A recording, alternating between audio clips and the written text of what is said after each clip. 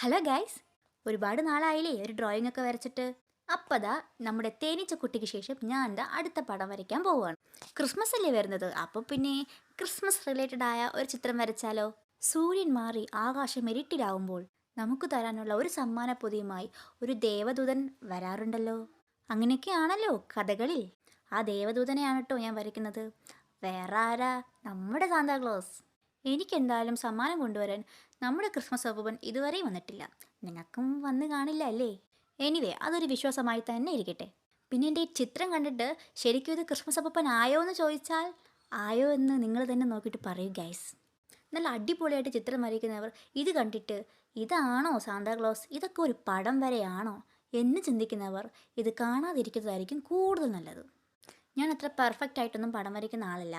എന്നെക്കൊണ്ട് പറ്റുന്നത് പോലെ ഒപ്പിക്കും, അങ്ങനെ വരയ്ക്കുന്ന ഒരാളാണ്. സാധാരണ ഞാൻ ചിത്രം വരച്ചാൽ അങ്ങനെ കളറൊന്നും കൊടുക്കില്ല. പക്ഷേ ഇന്ന് നമ്മുടെ സാന്താക്ലോസിന് ഞാൻ കളറൊക്കെ കൊടുക്കുന്നുണ്ട്. നമ്മുടെ സാന്തയില്ലേ, ഇത്തിരി കളർ ഇരിക്കട്ടെ. ഞാനാണെങ്കിൽ വരച്ചും മാച്ചും കുത്തിയും തെറ്റിച്ചും അങ്ങനെ ഒരുപാട് തവണ അങ്ങനെയായിട്ട് ഞാൻ വരയ്ക്കുന്നത്. നിങ്ങളും എന്നെ പോലെയാണോ? പക്ഷേ ഇപ്പോൾ ഒരുപാട് മാറ്റമുണ്ട്. എനിക്ക് തോന്നുന്നു ഒരുപാട് തവണ ഇപ്പം പടം വരയ്ക്കുന്നത് കൊണ്ടാണെന്ന് തോന്നുന്നു. ഭയങ്കരമായിട്ട് ഞാനിപ്പോൾ റൈസർ കൊണ്ട് മായ്ക്കുന്നതൊക്കെ ഒരു ഇതൊക്കെ കുറഞ്ഞിട്ടുണ്ട്. കുറച്ചൊക്കെ പെർഫെക്റ്റ് ആയിട്ട് വരുന്നുമുണ്ട്. അപ്പം കഴിവില്ലെങ്കിലും നമ്മളത് ശ്രമിച്ചാൽ നമ്മളെ കൊണ്ട് പറ്റുമെന്ന് ഞാൻ തന്നെ തെളിയിച്ചു.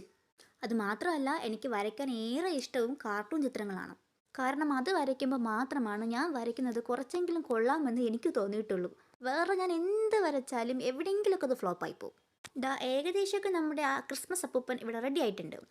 ഇനി നമുക്ക് നമ്മുടെ ഈ പെൻസിൽ കൊണ്ട് വരച്ചതെല്ലാം ഒരു ബ്ലാക്ക് കളർ സ്കെച്ച് കൊണ്ട് ആ ബോർഡറൊക്കെ ഒന്ന് ഫില്ല് ചെയ്തെടുക്കാം.